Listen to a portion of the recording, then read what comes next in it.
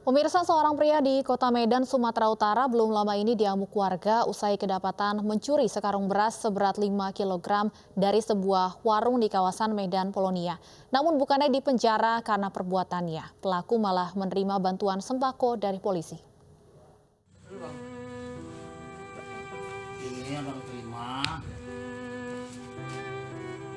Inilah rekaman video amatir yang merekam saat Kanit Binmas Polsek Medan Baru yang mendatangi rumah Atek. Pria yang sebelumnya tertangkap tangan hendak mencuri sekarung beras Sabtu lalu di Medan Polonia, Sumatera Utara. Kedatangannya bukan untuk menggelandang pria tersebut ke jeruji besi, namun untuk memberikan bantuan berupa sembako dan uang tunai. Proses hukum terhadap pria ini tidak dilanjutkan lantaran pemilik warung yang menjadi korban pencurian iba kepada pelaku. Pelaku beralasan ia terpaksa mencuri karena kelaparan.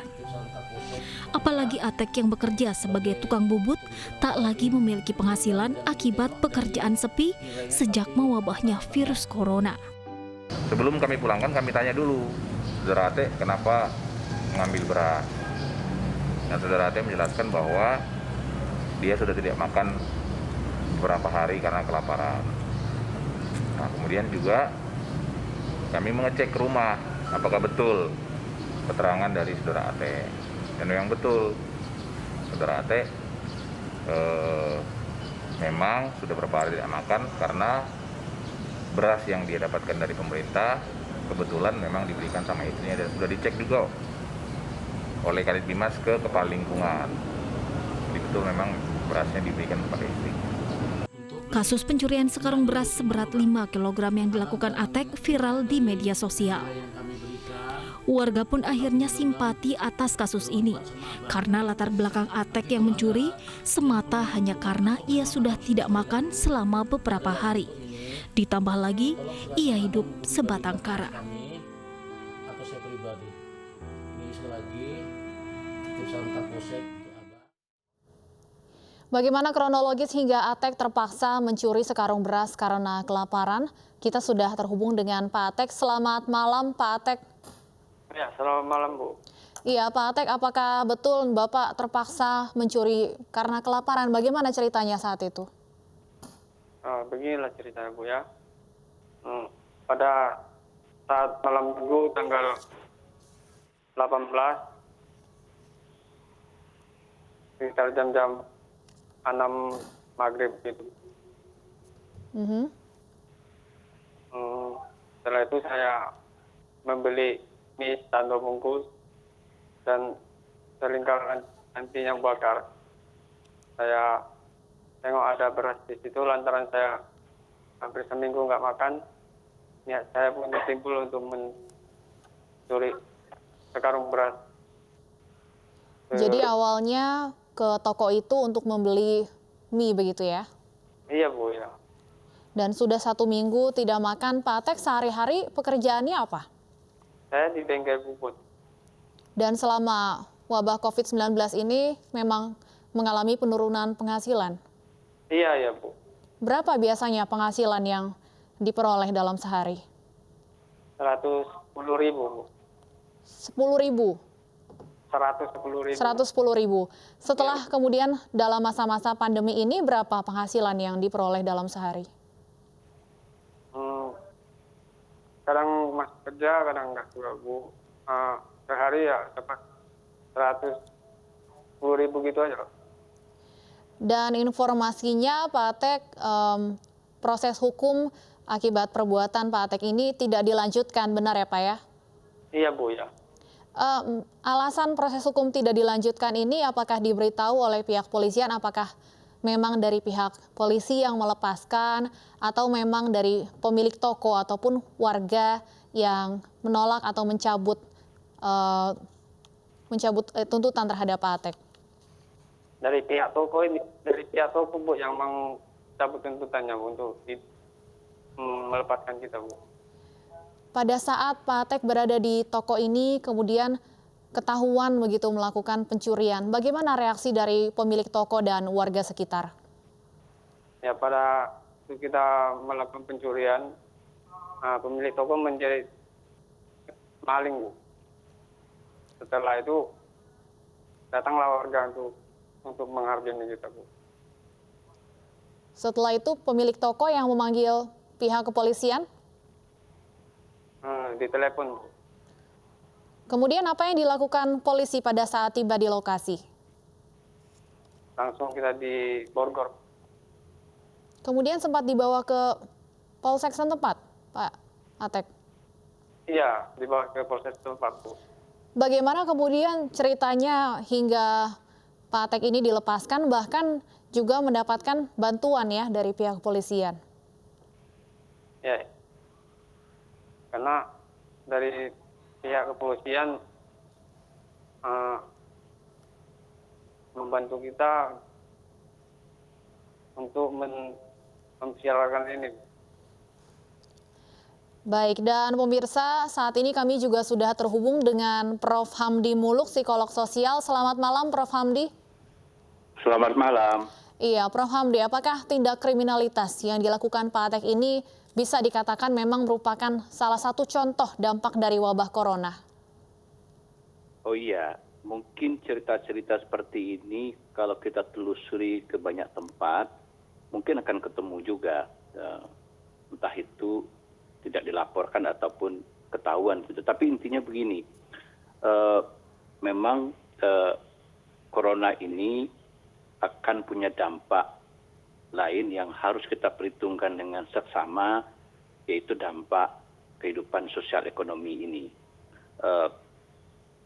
Kalau saya dari awal mengatakan sebenarnya ketika orang teriak lockdown, lockdown, seolah-olah kehidupan mati semua, kita nggak boleh ngapa-ngapain, terus hanya diam di rumah, kehidupan berhenti, kan itu tidak mungkin juga.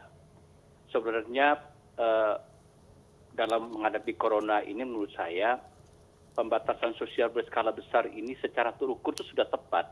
Maksudnya begini, toh yang perlu kita lakukan adalah menjaga sebuah rasionalitas bahwa yang dihindari dalam penyebaran COVID-19 ini adalah kegiatan berkerumun dan orang tidak menjaga jarak satu sama lain dan tidak ketahuan ketika itu berkerumun apakah dia sakit, apakah membawa penyakit atau sehat. Dan itu berpotensi menularkan. Itu yang dilarang sebenarnya. Itu sudah kita lakukan bahwa kegiatan-kegiatan yang menumpukkan orang banyak di satu tempat kita hindari. Jadi orang kalaupun harus beraktivitas, melakukan aktivitas jarak 1,5 meter, 1,5 meter sebenarnya.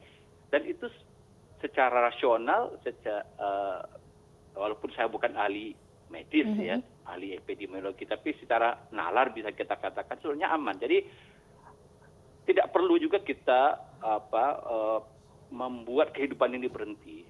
Biarlah kehidupan ini tetap jalan semaksimal yang kita bisa sehingga roda perekonomian itu pun masih bisa jalan dan itu akan menolong orang-orang untuk tidak kehilangan penghasilan. Ya, saya perhatikan misalnya di kompleks saya, orang menjualan ayam potong pakai sepeda tetap jalan teriak. Ada yang berjualan sayur pakai sepeda ataupun di tempat jual sayur dia orang pesan lewat telepon saja. Jadi orang tidak bertumpuk-tumpuk orang gitu ya. Dan tetap dijaga jarak 1,5 meter, 1,5 meter gitu. Ada juga yang jualan lontong sayur masih di pojok itu dan setiap orang disiplin saja. Dia kalau belanja itu dia bawa masker, dia bawa sarung tangan dan memastikan yang jualan sepertinya tampaknya tidak sakit begitu, ya sehat gitu. Dan itu juga menolong perputaran roda ekonomi.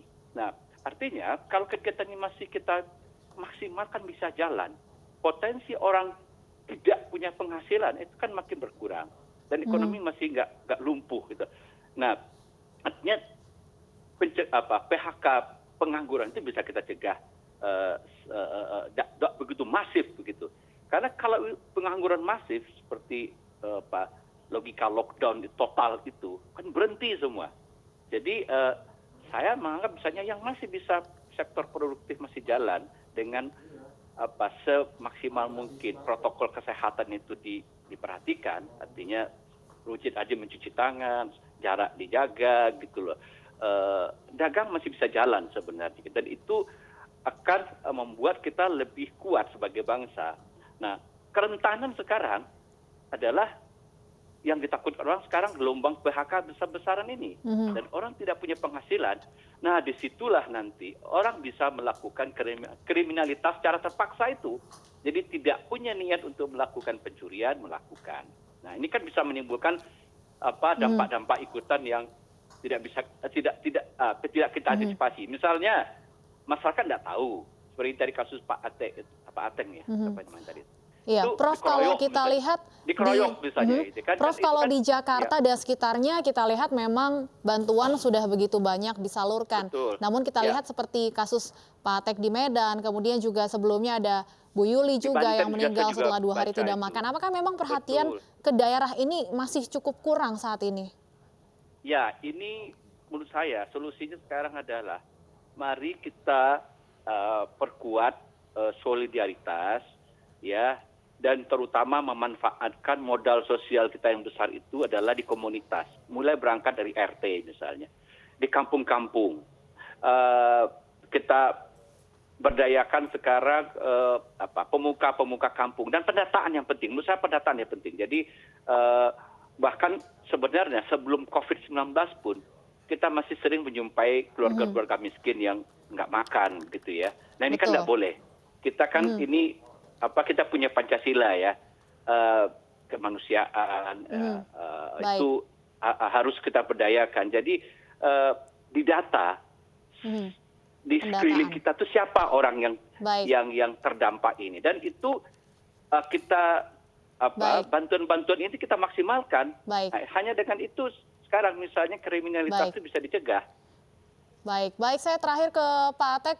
Pak Atek, mungkin harapan Anda ke depannya seperti apa sebagai salah satu juga yang merasa usaha kecilnya ini juga terdampak dari wabah corona ini, Pak Atek? Harapannya ya semoga cepat berlalulah virus corona ini. Baik, terima kasih Pak Atek dan terima kasih juga Prof Hamdi sudah berbincang bersama kami di Special Report.